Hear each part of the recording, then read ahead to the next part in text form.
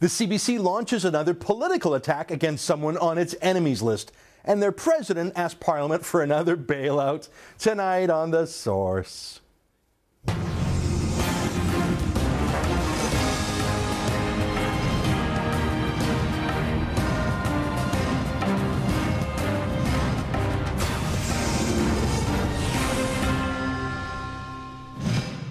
The CBC pretends to be a media company. Now, it does do some of that, to be sure, but it's other things too. For example, it's a political attack machine against people on its enemies list. Last week, for example, they published an attack ad on Quebecor, the company that owns our TV channel.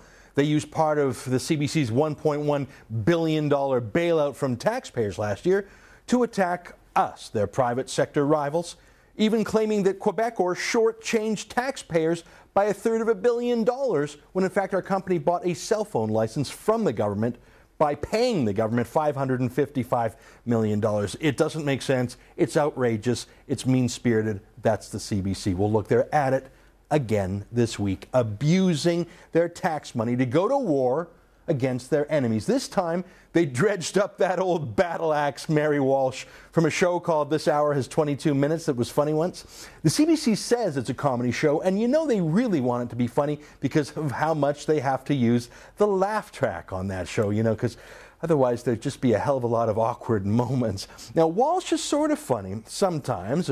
She used to be, but she's just become angry lately. She doesn't get a lot of comedy gigs nowadays, but she sure does the radical left-wing speaking circuit, raging against Stephen Harper. Here she is at some labor union-sponsored rage-a-thon a few years ago. Check out how funny she is here. And I'm here to welcome you to this rally, one of 18 that are happening across the country, to demand that our members of Parliament take immediate action to protect the jobs, the pensions, and the livelihoods of Canadians. Blah, blah, blah, blah, blah. That's Mary Walsh without a laugh track. Angry, political, entitled, on the public dole. I won't subject you to the rest of her rant. Let me sum it up for you in a sentence. She really, really hates Stephen Harper. Okay, we got it. Now, in the 1990s, when she was still drinking and thus a little less angry, she invented a character called Marg Delahunty, warrior princess who would barge into public events and ambush politicians, asking them embarrassing questions. It was cute for the first 20 times. Sometimes she let her personal rage get a little ahead of her sense of humor, but most of the time, politicians played along. I mean, for example, here's her accosting Stephen Harper, kissing him and smearing him with her gaudy makeup. I mean, if you're a stickler about things like, oh, I don't know, assault, yeah, you know, maybe it wasn't so funny. If you're not a stickler, it's still pretty gross. If you hate Stephen Harper, I guess it's funny. First 10 times, I suppose. Well, this week, the CBC called Walsh back in for one last mission against someone they just can't stand. Toronto Mayor Rob Ford. Now, Rob Ford's a conservative, and he beat the CBC's favorite candidate for that job, so they hate him. Now, Ford is very accessible to media. He'll talk to anyone in the press, but Walsh didn't actually want a real interview with him. The last time Walsh was deployed to a normal press conference, I think it was Ontario Premier Dalton McGuinty, he was talking about something actually quite serious, and I think it was job losses, and Walsh barged in with her tired old shtick, and the other reporters literally booed her. I mean, they were asking the Premier about job losses, serious stuff, but Walsh, the woman who loves to pretend she's all for her fellow blue-collar laborers, had some joke that was more important than that press conference. So Walsh tried something different yesterday. She got up early, God bless her new sobriety, and she went to Mayor Rob Ford's personal house. Seriously, it was just after dawn. I came out of my house and I was ambushed. It was pretty dark still, and my daughter was with me. And these two people, there was a black Jeep or something outside of my door, and I was, I sort of looked at it, but cars, sometimes park there, sometimes don't. And then two people didn't identify themselves, came running up. They tried to get in my car, and they stopped me from getting in the car. Seriously, it was just after dawn. Without notice, she sneaked up onto his private property with a cameraman and ambushed him and his daughter on their way to school. I mean, let's look at a small part of the clip that the CBC put on the internet today from their encounter. One good thing thing about being stubborn, though, Mayor Ford, is you always know what you're going to be thinking the next day. God love you. Take care of yourself now. Didn't go that good, did it? I only came up to say, put the plug in the jug, keep the muzzle undug, and for God's sake, take the cotton wool out of his ears and put it in his mouth. Woo-hoo-hoo! That's hilarious. Hey, you know what? Let's watch that clip now with the laugh track edited out as best as we can and see if it's quite as funny. One good thing about being stubborn, though, Mayor Ford, is you always know what you're going to be thinking the next day.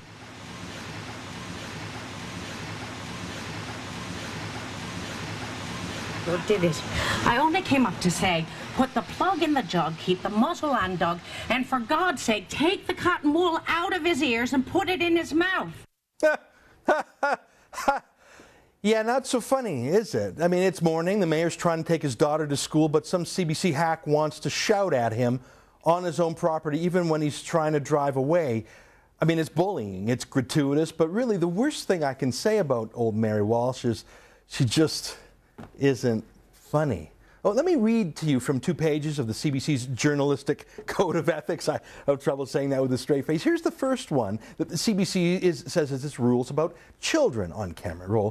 Show the first board here. We carefully assess the impacts according to the specifics of each situation. We respect the will of the child or youth, and we put his or her interests foremost. Yeah, I'm sure having someone jump out at a father and daughter at home on their way to school is putting the child's interest first. That's the CBC for you. But what about the ambush itself? I mean, the child was an unfortunate victim here, but here's what the CBC's Code of Conduct says about ambush journalism in general. Quote, we generally respect a person's refusal to be interviewed. However, in the public interest, we may choose to disregard the refusal, especially in investigative reporting or when a person plays a key role in an event of public interest. A decision to confront a person who has refused an interview will be discussed in advance with senior editorial management. We will resort to this form of interview in the public interest, not simply for stylistic effect. Got that? So not just for stylistic effect. That was for the public interest. And only if the mayor refuses to talk to the CBC. What a lie.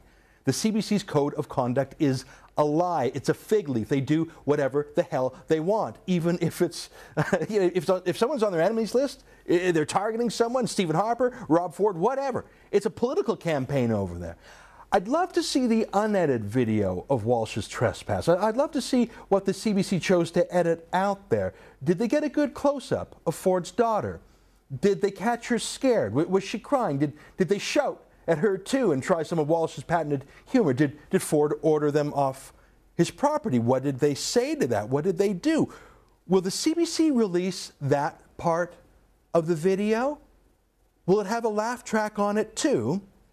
Now, I think Walsh's BS is all part of free speech, except the assault part and the trespassing on private property part and the scaring minor children part. But here's... speaking of CBC buffoons, the CBC's president, Hubert Lacroix, was in Parliament today asking for a 5-year, $5.5 billion bailout. Seriously, he just got $1.1 billion in bailout money this year. And he has the temerity to go before taxpayers and ask for another bailout, all the while saying he won't tell taxpayers what it's spent on. I'll have more about his parliamentary visit in a very special episode tomorrow, but the key point today is that Lacroix refuses to tell Parliament or access to information requests from mere taxpayers how much he spends on everything from limousines to liquor to invading the mayor's private property. For example, when we asked him how much they spent on George Stroumboulopoulos' lavish party during the Toronto Film Festival, here's some clips from that party here. They refused to tell us. I asked the CBC if they could confirm whether or not it was more or less than $1 million that they spent on the party, and they wouldn't tell me. And here's the weird thing. Last week, Lacroix was at a small meeting at University of British Columbia's journalism school amongst fellow journalists, and he told them, he mocked us at the Sun for daring to ask how much they blew on that party. He refused to tell us how much they spent. He even refused to confirm that the amount was under $1 million. But here's an audio tape of what he told that small group of journalists at that meeting last week. The cost was for CBC Radio Canada 4 full-page ads in a Sun Media newspaper. Now, I don't believe him, of course. I'll believe the invoices from the hotel and the liquor store and the private security and the red carpet rentals and the care packages for you two. But even if he's telling the truth, I called our ad sales team today. I asked how much it would cost to buy 4 full-color ads in the Sun's tabloid papers, just the tabloids. The answer is $225,000, almost $250,000. That's what the CBC president says they dropped in just one party, $225,000. Now, they wouldn't tell Parliament, or they wouldn't tell us in an access to information request. They just told their buddies out in BC, thinking no one was listening. No wonder they wanted to keep their spending a secret, $250,000 on a party. Now, like I say, I'll have more to say tomorrow about Lacroix's visit to Parliament. But his executive vice president of the CBC, Christine Stewart, has an even better idea than her boss about how to fund the CBC's lavish parties. She wants to introduce new taxes. Here is a Twitter tweet that she wrote the other day. Take a look at it. Now, journalist Andrew Coyne had suggested that the CBC's many passionate viewers should pay for it and leave the rest of us alone, not Stewart. She wrote back saying that she wants the CBC to have what the British and Australia straight broadcasters have. She says she wants the BBC plus ABC model. Well, what's that? Well, the BBC has a special TV tax in that country. It's $235 a year in Canadian currency. Seriously, every year if you have a TV in the UK, you have to pay a TV tax of $235 for the BBC. And that is what Christine Stewart proposes. That's what she wants. No end to the bailout. She wants a direct tax. So you can buy a great flat panel TV in Canada for about $500 these days. But the CBC wants you to pay them an extra 50% of that every year. That's what they say on Twitter. They're not even hiding it anymore. I've got a better idea.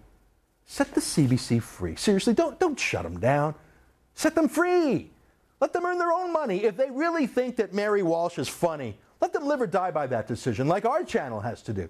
If they think Mary Walsh scaring the mayor's daughter or hurling insults at people is a must-see TV experience, hey, go for it. Just don't bill the rest of us. Don't bill the rest of us for your $1 million or $225,000 street parties just so you can feel cool. Don't bill the rest of us for political attacks on private sector competitors like us at Quebecor. Look, CTV is the largest private sector broadcaster in Canada. And I really don't criticize them much on my show, except for when they obeyed the Saudi embassy, really, because I really don't care what CTV does with their own money. Because it's their money. It's not my money. It's not part of the government's money. What Mary Walsh and Hubert Lacroix are doing is identical. They're two peas in a pod, really. Two tired old drones who just keep doing the same thing over and over again. The Marg Delahunty character is so old and tired, no one even laughs anymore except for the laugh track, and they have to. Lacroix's demand for more money from taxpayers is just old and tired, too. And fewer of us find that amusing.